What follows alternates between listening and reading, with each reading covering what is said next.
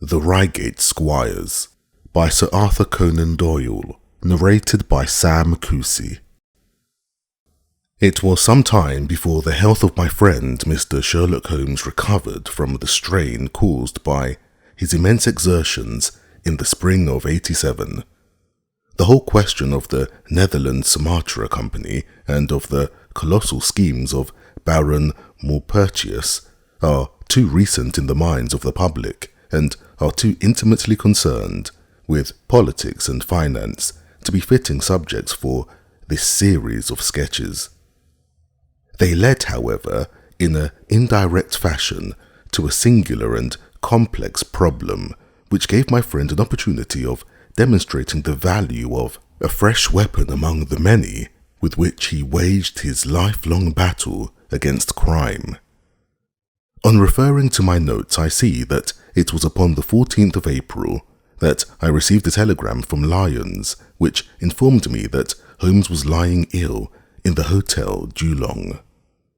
Within 24 hours, I was in his sick room and was relieved to find that there was nothing formidable in his symptoms. Even his iron constitution, however, had broken down under the strain of an investigation which had extended over 2 months, during which period he had never worked less than 15 hours a day, and had more than once, as he assured me, kept to his task for 5 days at a stretch. Even the triumphant issue of his labours could not save him from reaction after so terrible an exertion, and at a time when Europe was ringing with his name and when his room was literally ankle-deep with congratulatory telegrams, I found him a prey to the blackest depression. Even the knowledge that he had succeeded where the police of 3 countries had failed, and that he had outmanoeuvred at every point the most accomplished swindler in Europe, was insufficient to rouse him from his nervous prostration. 3 days later, we were back in Baker Street together, but it was evident that my friend would be much the better for a change, and the thought of a week of springtime in the country was full of attractions to me also. My old friend Colonel Hayter, who had come under my professional care in Afghanistan, had now taken a house near Reigate in Surrey, and had frequently asked me to come down to him upon a visit.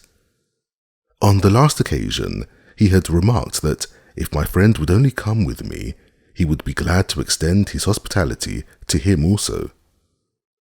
A little diplomacy was needed, but when Holmes understood that the establishment was a bachelor one, and that he would be allowed the fullest freedom, he fell in with my plans, and a week after our return from Lyons, we were under the Colonel's roof. Hayter was a fine old soldier who had seen much of the world, and he soon found, as I had expected, that Holmes and he had much in common. On the evening of our arrival, we were sitting in the Colonel's gun-room after dinner, Holmes stretched upon the sofa, while Hayter and I looked over his little armoury of firearms. "By the way," said he suddenly, "I think I'll take one of these pistols upstairs with me, in case we have an alarm." "An alarm?" said I. "Yes, we've had a scare in this part lately. Old Acton, who is one of our county magnates, had his house broken into last Monday. No great damage done, but the fellows are still at large." "No clue?" asked Holmes, cocking his eye at the Colonel. "None as yet. But the affair is a petty one of our little country crimes, which must seem too small for your attention, Mr. Holmes, after this great international affair." Holmes waved away the compliment, though his smile showed that it had pleased him. "Was there any feature of interest?" "I fancy not. The thieves ransacked the library and got very little for their pains. The whole place was turned upside down, drawers burst open, and presses ransacked, with the result that an odd volume of Pope's Homer, 2 plated candlesticks, an ivory letter-weight, a small oak barometer, and a ball of twine are all that have vanished." "What an extraordinary assortment!" I exclaimed. "Oh, the fellows evidently grabbed hold of everything they could get." Holmes grunted from the sofa. "The county police ought to make something of that," said he. "Why, it is surely obvious that—" But I held up a warning finger. "You are here for a rest, my dear fellow. For heaven's sake, don't get started on a new problem when your nerves are all in shreds." Holmes shrugged his shoulders with a glance of comic resignation towards the Colonel, and the talk drifted away into less dangerous channels. It was destined, however, that all my professional caution should be wasted, for next morning the problem obtruded itself upon us in such a way that it was impossible to ignore it, and our country visit took a turn which neither of us could have anticipated. We were at breakfast when the Colonel's butler rushed in with all his propriety shaken out of him. "Have you heard the news, sir?" he gasped. "At the Cunninghams, sir." "Burglary!" cried the Colonel, with his coffee cup in mid-air. "Murder!" The Colonel whistled. "By Jove," said he. "Who's killed then? The JP or his son?" "Neither, sir. It was William, the coachman, shot through the heart, sir, and never spoke again." "Who shot him then?" "The burglar, sir. He was off like a shot and got clean away. He'd just broke in at the pantry window when William came on him and met his end in saving his master's property." "What time?" "It was last night, sir, somewhere about 12. "Ah, then we'll step over afterwards," said the Colonel, coolly settling down to his breakfast again. "It's a baddish business," he added when the butler had gone. "He's our leading man about here, is old Cunningham, and a very decent fellow too. He'll be cut up over this, for the man has been in his service for years, and was a good servant. It's evidently the same villains who broke into Acton's, and stole that very singular collection," said Holmes, thoughtfully. "Precisely. It may prove the simplest matter in the world, but all the same, at first glance, this is just a little curious, is it not? A gang of burglars acting in the country might be expected to vary the scene of their operations, and not to crack 2 cribs in the same district within a few days.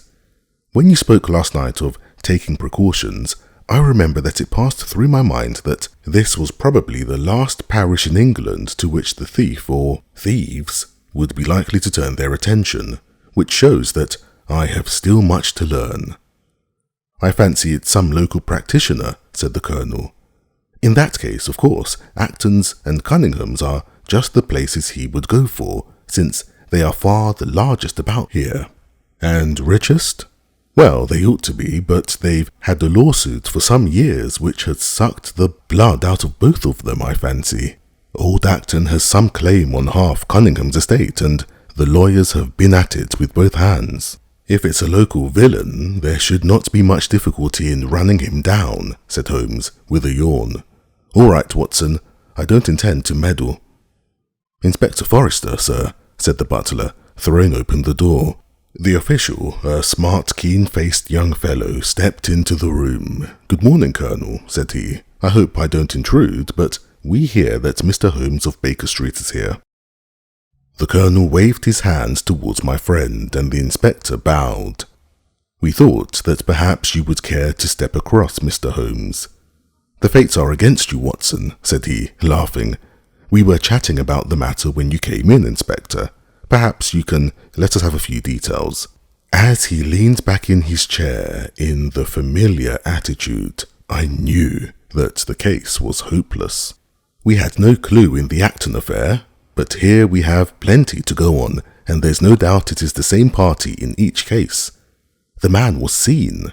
"Ah, yes, sir, but he was off like a deer after the shot that killed poor William Kerwin was fired. Mr. Cunningham saw him from the bedroom window, and Mr. Alec Cunningham saw him from the back passage.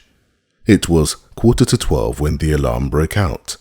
Mr. Cunningham had just got into bed, and Mr. Alec was smoking a pipe in his dressing gown.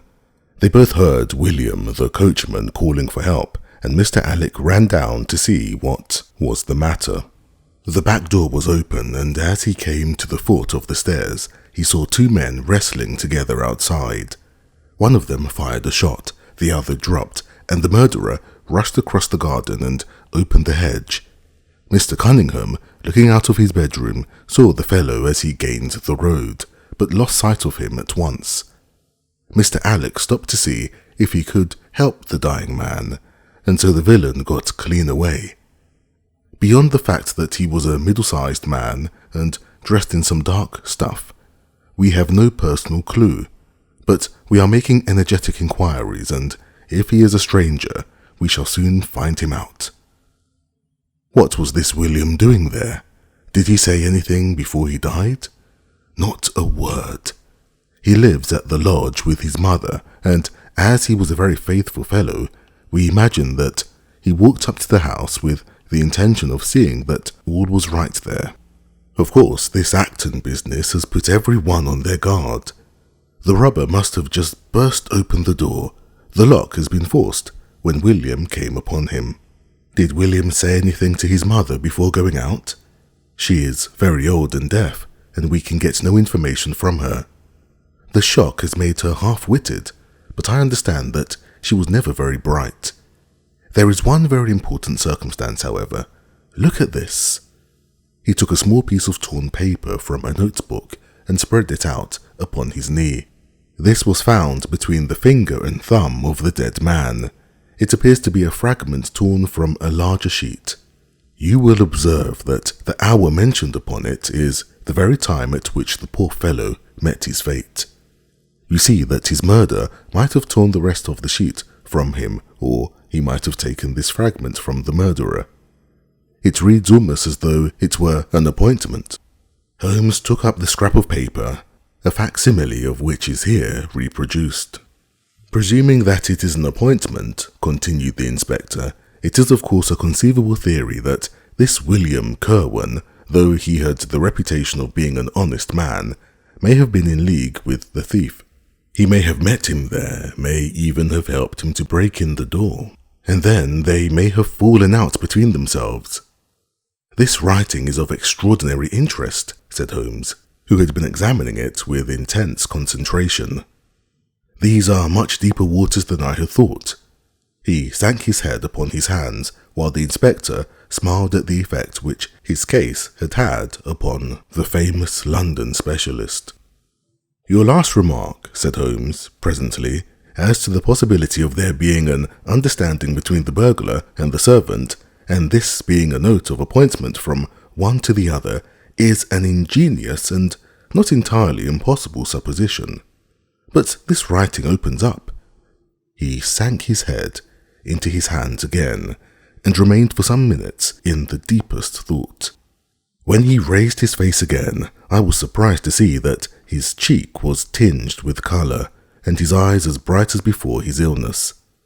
He sprang to his feet with all his old energy. "I'll tell you what," said he. "I should like to have a quiet little glance into the details of this case. There is something in it which fascinates me extremely.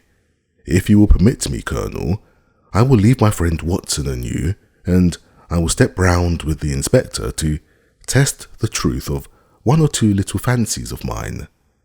I will be with you again in half an hour." An hour and a half had elapsed before the inspector returned, alone. "Mr. Holmes is walking up and down in the field outside," said he. "He wants us all four to go up to the house together." "To Mr. Cunningham's?" "Yes, sir." "What for?" The inspector shrugged his shoulders. "I don't quite know, sir. Between ourselves, I think Mr. Holmes had not quite got over his illness yet. He is behaving very queerly, and he is very much excited." "I don't think you need alarm yourself," said I. "I have usually found that there was method in his madness." "Some folks might say there was madness in his method," muttered the inspector. "But he's all on fire to start, Colonel, so we had best go out if you are ready." We found Holmes pacing up and down in the field, his chin sunk upon his breast and his hands thrust into his trousers pockets. "The matter grows in interest," said he. "Watson, your country trip has been a distinct success. I have had a charming morning." "You have been up to the scene of the crime, I understand," said the Colonel. "Yes, the inspector and I have made quite a little reconnaissance together. Any success? Well, we have seen some very interesting things. I'll tell you what we did as we walk. First of all, we saw the body of this unfortunate man. He certainly died from a revolver wound, as reported. Had you doubted it then? Oh, it is as well to test everything. Our inspection was not wasted. We then had an interview with Mr. Cunningham and his son, who were able to point out the exact spot where the murderer had broken through the garden hedge in his flight.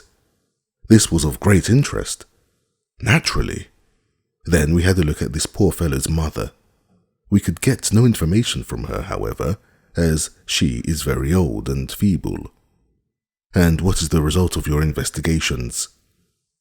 The conviction that the crime is a very peculiar one. Perhaps our visit now may do something to make it less obscure. I think that we are both agreed, Inspector, that the fragment of paper in the dead man's hand, bearing, as it does, the very hour of his death written upon it, is of extreme importance. It should give a clue, Mr. Holmes. It does give a clue. Whoever wrote that note was the man who brought William Curwan out of his bed at that hour. But where is the rest of that sheet of paper? I examined the ground carefully in the hope of finding it, said the inspector. It was torn out of the dead man's hand. Why was someone so anxious to get possession of it? Because it incriminated him, and what would he do with it?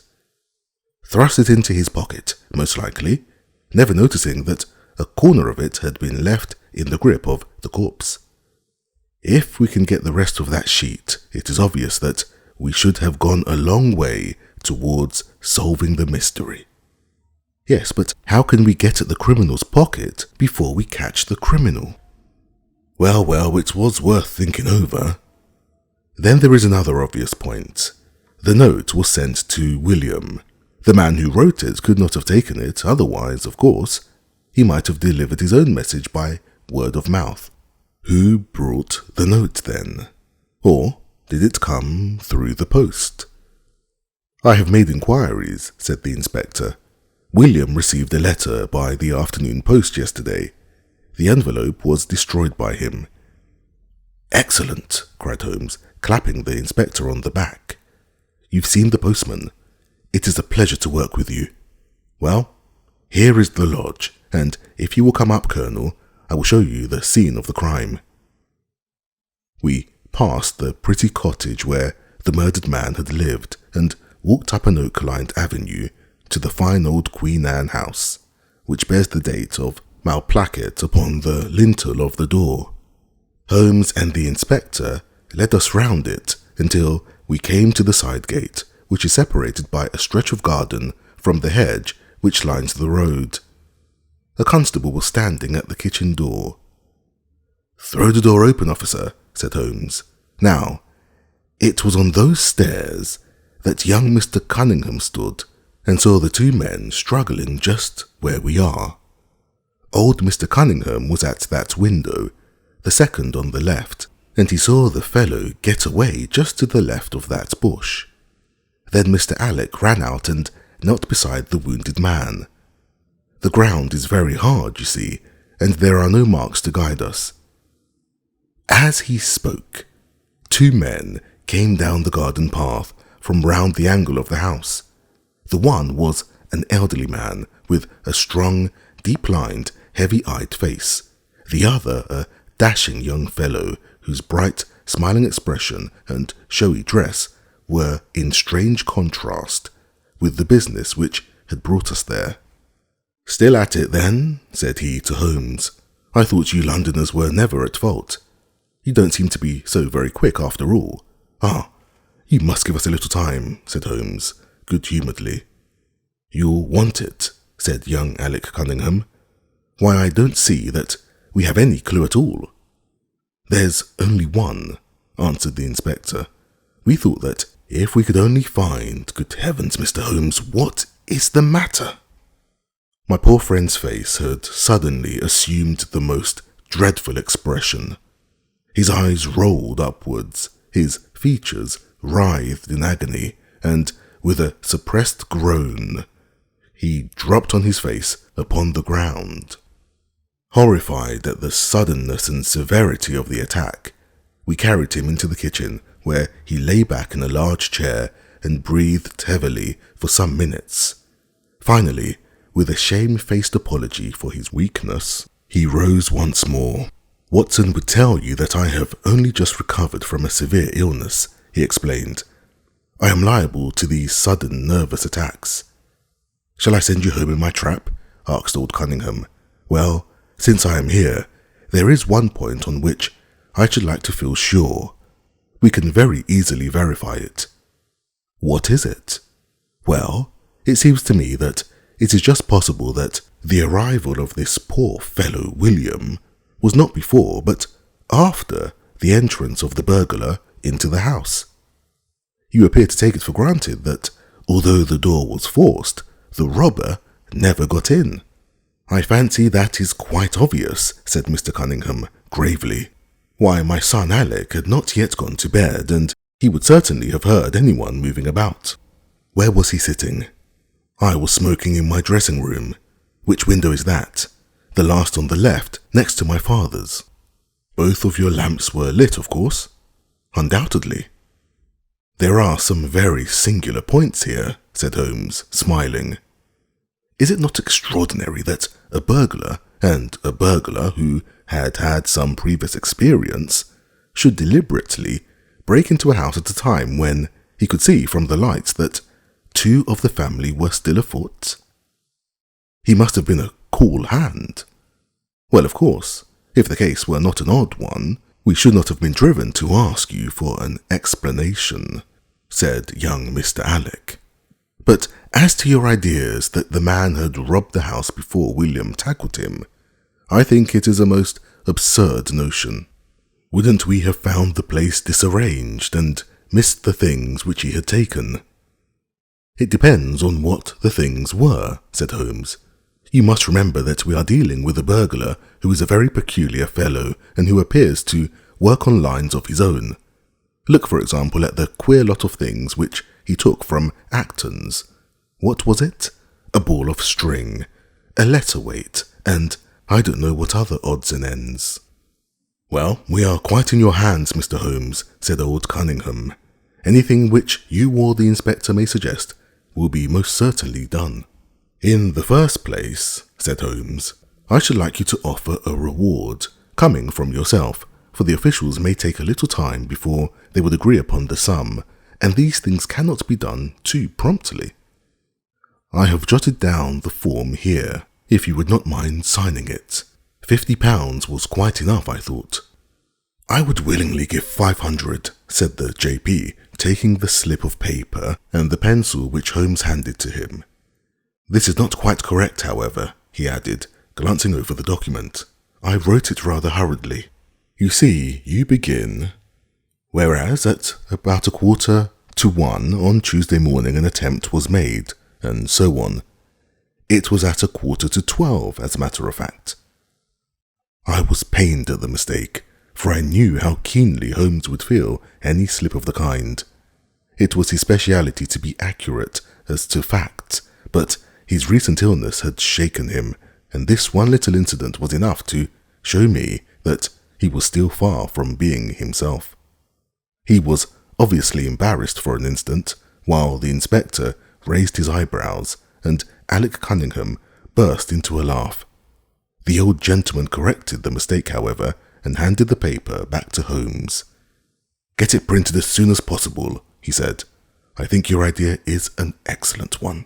Holmes put the slip of paper carefully away into his pocket-book. "And now," said he, "it really would be a good thing that we should all go over the house together and make certain that this rather erratic burglar did not, after all, carry anything away with him." Before entering, Holmes made an examination of the door which had been forced. It was evident that a chisel or strong knife had been thrust in, and the lock forced back with it. We could see the marks in the wood where it had been pushed in. "You don't use bars, then?" he asked. "We have never found it necessary." "You don't keep a dog?" Yes, but he is chained on the other side of the house. When do the servants go to bed? About 10. I understand that William was usually in bed also at that hour. Yes, it is singular that on this particular night he should have been up. Now, I should be very glad if you would have the kindness to show us over the house, Mr. Cunningham.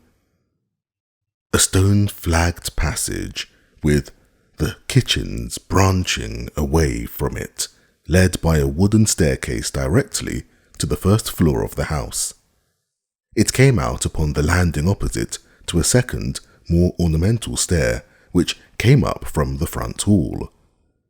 Out of this landing opened the drawing room and several bedrooms, including those of Mr. Cunningham and his son. Holmes walked slowly, taking keen note of the architecture of the house. I could tell from his expression that he was on a hot scent, and yet I could not in the least imagine in what direction his inferences were leading him. "My good sir," said Mr. Cunningham with some impatience, "this is surely very unnecessary. That is my room at the end of the stairs, and my son's is the one beyond it. I leave it to your judgment whether it was possible for the thief to have come up here without disturbing us. You must try round and get on a fresh scent, I fancy," said the son, with a rather malicious smile. "Still, I must ask you to humour me a little further. I should like, for example, to see how far the windows of the bedrooms command the front. This, I understand, is your son's room." He pushed open the door. "And that, I presume, is the dressing room in which he sat smoking when the alarm was given. Where does the window of that look out to?" He stepped across the bedroom, pushed open the door, and glanced round the other chamber. "I hope that you are satisfied now," said Mr. Cunningham, tartly. "Thank you, I think I have seen all that I wished. Then, if it is really necessary, we can go to my room, if it is not too much trouble." The J.P. shrugged his shoulders and led the way into his chamber, which was a plainly furnished and commonplace room. As we moved across it in the direction of the window, Holmes fell back until he and I were the last of the group. Near the foot of the bed stood a dish of oranges and a carafe of water. As we passed it, Holmes, to my unutterable astonishment, leaned over in front of me and deliberately knocked the whole thing over. The glass smashed into 1,000 pieces, and the fruit rolled about into every corner of the room. "You've done it now, Watson," said he coolly. "A pretty mess you've made of the carpet." I stooped in some confusion and began to pick up the fruit, understanding for some reason my companion desired me to take the blame upon myself. The others did the same and set the table on its legs again.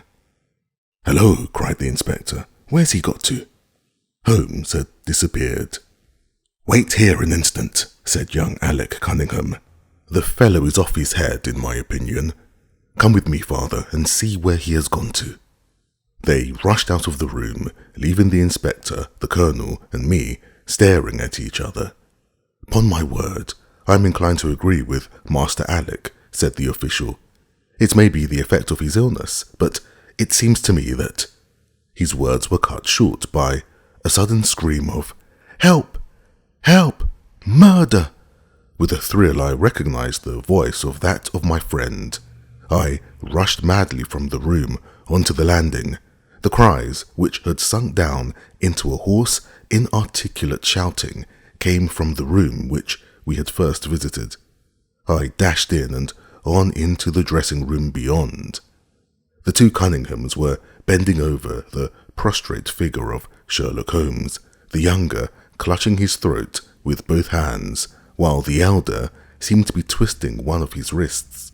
In an instant, the three of us had torn them away from him, and Holmes staggered to his feet, very pale and evidently greatly exhausted. "Arrest these men, Inspector," he gasped. "On what charge?" "That of murdering their coachman, William Kirwan." The inspector stared about him in bewilderment. "Oh, come now, Mr. Holmes," said he at last. "I'm sure you don't really mean to." "Man, look at their faces," cried Holmes curtly. "Never, certainly, have I seen a plainer confession of guilt upon human countenances." The elder man seemed numbed and dazed with a heavy, sullen expression upon his strongly marked face.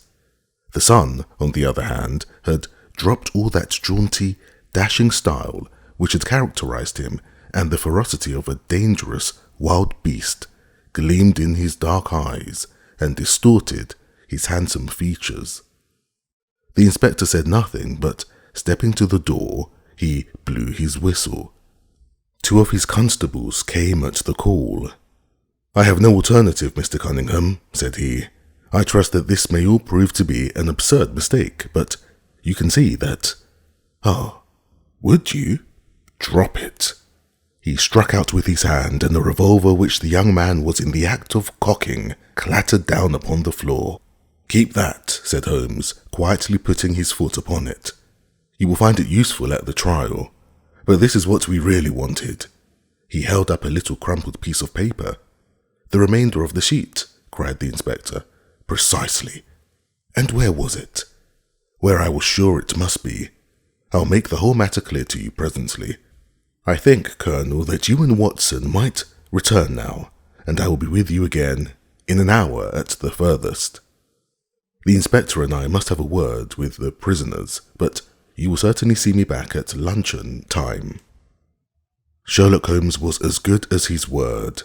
For about 1 o'clock, he rejoined us in the Colonel's smoking room. He was accompanied by a little elderly gentleman who was introduced to me as the Mr. Acton, whose house had been the scene of the original burglary. "I wished Mr. Acton to be present while I demonstrated this small matter to you," said Holmes, "for it is natural that he should take a keen interest in the details. I am afraid, my dear Colonel, that you must regret the hour that you took in such a stormy petrel as I am." "On the contrary," answered the Colonel warmly, "I consider it the greatest privilege to have been permitted to study your methods of working. I confess that they quite surpass my expectations, and that I am utterly unable to account for your result. I have not yet seen the vestige of a clue. I am afraid that my explanation may delusionize you, but it has always been my habit to hide none of my methods, either from my friend Watson or from anyone who might take an intelligent interest in them. But first, as I am rather shaken by the knocking about which I had in the dressing room, I think that I shall help myself to a dash of your brandy, Colonel. My strength has been rather tried of late. I trust that you had no more of those nervous attacks." Sherlock Holmes laughed heartily. "We will come to that in its turn," said he. "I will lay an account of the case before you in its due order, showing you the various points which guided me in my decision. Pray interrupt me if there is any inference which is not perfectly clear to you.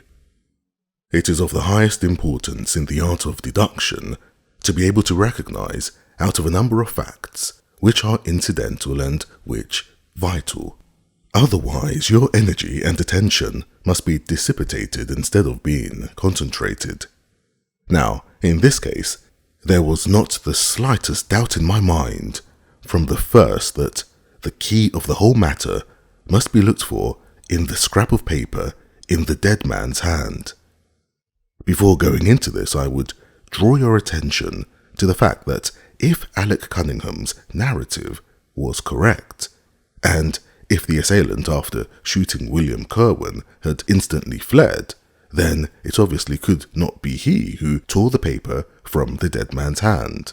But if it was not he, it must have been Alec Cunningham himself, for by the time that the old man had descended, several servants were upon the scene.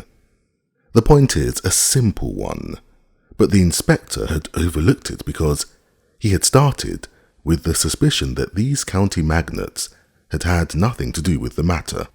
Now, I make a point of never having any prejudices and of following docilely wherever fact may lead me, and so, in the very first stage of the investigation, I found myself looking a little askance at the part which had been played by Mr. Alec Cunningham. And now I made a very careful examination of the corner of the paper which the inspector had submitted to us. It was at once clear to me that it formed part of a very remarkable document. Here it is. Do you not now observe something very suggestive about it? It has a very irregular look, said the Colonel. My dear sir, cried Holmes, there cannot be the least doubt in the world that it has been written by two persons doing alternate words. When I draw your attention to the strong T's of at and to, and ask you to compare them with the weak ones of quarter and 12, you will instantly recognize the fact.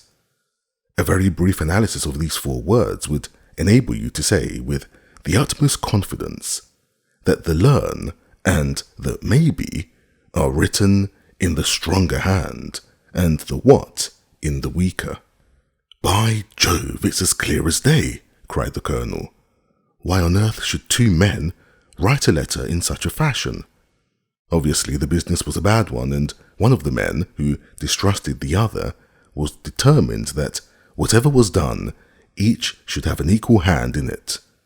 Now, of the two men, it is clear that the one who wrote the at and to was the ringleader. How did you get at that? We might deduce it from the mere character of the one hand as compared with the other, but we have more assured reasons than that for supposing it. If you examine this scrap with attention, you will come to the conclusion that the man with the stronger hand wrote all his words first, leaving blanks for the other to fill up. These blanks were not always sufficient, and you can see that the second man had a squeeze to fit his quarter in between the at and the to, showing that the latter were already written. The man who wrote all his words first is undoubtedly the man who planned the affair. Excellent, cried Mr. Acton. But very superficial, said Holmes. We come now, however, to a point which is of importance. You may not be aware that the deduction of a man's age from his writing is one which has been brought to considerable accuracy by experts. In normal cases, one can place a man in his true decade with tolerable confidence. I say normal cases because ill health and physical weakness reproduce the signs of old age, even when the invalid is a youth. In this case, looking at the bold, strong hand of the one and the rather broken-backed appearance of the other, which still retains its legibility although the T's have begun to lose their crossing, we can say that the one was a younger man and the other was advanced in years, without being positively decrepit. Excellent, cried Mr. Acton again. There is a further point, however, which is subtler and of greater interest. There is something in common between these hands. They belong to men who are blood relatives. It may be most obvious to you in the Greek, ease, but to me, there are many small points which indicate the same thing. I have no doubt at all that a family mannerism can be traced in these two specimens of writing. I am only, of course, giving you the leading results now of my examination of the paper. There were 23 other deductions which would be of more interest to experts than to you. They all tend to deepen the impression upon my mind that the Cunninghams, father and son, had written this letter. Having got so far, my next step was, of course, to examine into the details of the crime and to see how far they would help us. I went up to the house with the inspector and saw all that was to be seen. The wound upon the dead man was, as I was able to determine with absolute confidence, fired from a revolver at a distance of something over 40 yards. There was no powder blackening on his clothes. Evidently, therefore, Alec Cunningham had lied when he said that the two men were struggling when the shot was fired. Again, both father and son agreed as to the place where the man escaped into the road. At that point, however, as it happens, there is a broadish ditch, moist at the bottom. As there were no indications of boot marks about this ditch, I was absolutely sure not only that the Cunninghams had lied again, but that there had never been any unknown man upon the scene at all. And now I have to consider the motive of this singular crime. To get at this, I endeavoured first of all to solve the reason of the original burglary at Mr. Acton's. I understood from something which the Colonel told us that a lawsuit had been going on between you, Mr. Acton, and the Cunninghams. Of course, it instantly occurred to me that they had broken into your library with the intention of getting at some document which might be of importance in the case. "Precisely so," said Mr. Acton. "There can be no possible doubt as to their intentions. I have the clearest claim upon half of their present estate, and if they could have found a single paper, which fortunately was in the strong box of my solicitors, they would undoubtedly have crippled our case." "There you are," said Holmes, smiling. It was a dangerous, reckless attempt in which I seemed to trace the influence of young Alec. Having found nothing, they tried to divert suspicion by making this appear to be an ordinary burglary, to which end they carried off whatever they could lay their hands upon. This is all clear enough, but there was much that was still obscure. What I wanted above all was to get the missing part of that note. I was certain that Alec had torn it out of the dead man's hand, and almost certain that he must have thrust it into the pocket of his dressing gown. Where else could he have put it? The only question was whether it was still there. It was worth an effort to find out, and for that object we all went up to the house. The Cunninghams joined us, as you doubtless remember, outside the kitchen door. It was, of course, of the very first importance that they should not be reminded of the existence of this paper. Otherwise, they would naturally destroy it without delay. The inspector was about to tell them the importance which we attached to it when, by the luckiest chance in the world, I tumbled down in a sort of fit and so changed the conversation. "Good heavens!" cried the Colonel, laughing. "Do you mean to say all our sympathy was wasted and your fit an imposture?" "Speaking professionally, it was admirably done," cried I, looking in amazement at this man who was forever confounding me with some new phase of his astuteness. "It is an art which is often useful," said he. "When I recovered, I managed, by a device which had perhaps some little merit of ingenuity, to get old Cunningham to write the word 12, so that I might compare it with the 12 upon the paper." "Oh, what an ass I have been!" I exclaimed. "I could see that you were commiserating me over my weakness," said Holmes, laughing. "I was sorry to cause you the sympathetic pain which I know that you felt." When we went upstairs together, and having entered the room and seen the dressing gown hanging behind the door, I contrived, by upsetting a table, to engage their attention for the moment, and slipped back to examine the pockets. I had hardly got the paper, however, which was, as I had expected, in one of them, when the two Cunninghams were on me, and would, I verily believe, have murdered me then and there, but for your prompt and friendly aid. As it is, I feel that young man's grip on my throat now, and the father has twisted my wrist round in the effort to get the paper out of my hand. They saw that I must know all about it, you see, and the sudden change from absolute security to complete despair made them perfectly desperate. I had a little talk with old Cunningham afterwards as to the motive of the crime. He was tractable enough, though his son was a perfect demon, ready to blow out his own or anybody else's brains if he could have got to his revolver. When Cunningham saw that the case against him was so strong, he lost all heart and made a clean breast of everything. It seems that William had secretly followed his two masters on the night when they made their raid upon Mr. Acton's, and having thus got them into his power, proceeded, under threats of exposure, to levy blackmail upon them. Mr. Alec, however, was a dangerous man to play games of that sort with. It was a stroke of positive genius on his part to see the burglary scare, which was convulsing the countryside, an opportunity of plausibly getting rid of the man whom he feared.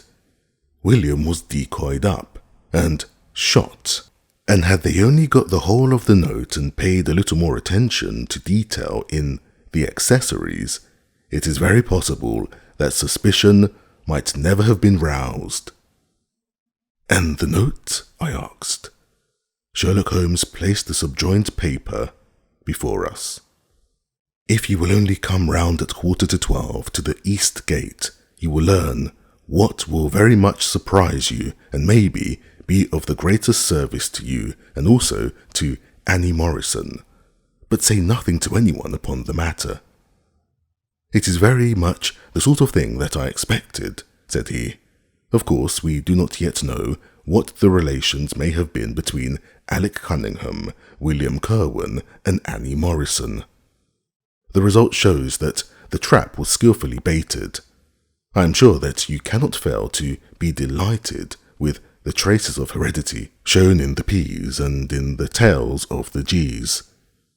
The absence of the eye dots in the old man's writing is also most characteristic. Watson, I think our quiet rest in the country has been a distinct success, and I shall certainly return much invigorated to Baker Street tomorrow."